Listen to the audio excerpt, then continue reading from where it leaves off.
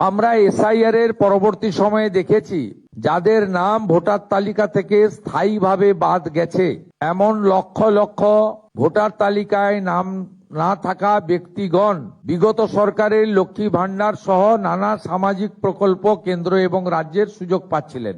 আমরা কেউ চাইবো না যে একজন অভারতীয় তার অ্যাকাউন্টে সরকারের অর্থ প্রবেশ করুক। এক্ষেত্রে খুব পরিষ্কারভাবে বলে রাখা দরকার আছে, যাদের বিচারাধীন ছিল এবং পরবর্তীকালে তারা ট্রাইব্যুনালে আবেদন করেছেন তাদেরকে আমরা স্থায়ীভাবে ভোটার তালিকা থেকে নাম বাদ গেছে এই পর্যায়ে ধরছি না। বাংলাদেশ থেকে ধর্মীয় উৎপীড়নের কারণে যে হিন্দু শরণার্থীরা প্রাণ বাঁচাতে পশ্চিমবঙ্গে এসেছেন, যারা 1,21,000 সিএ তে আবেদন করেছেন, যাদের মধ্যে 19,000 সার্টিফিকেট পেয়েছেন, আরো যারা সিএ তে আবেদন করার উপযুক্ত আছেন তাদেরকেও স্থায়ীভাবে নাম বাতিল তালিকায় আমরা ধরছি না।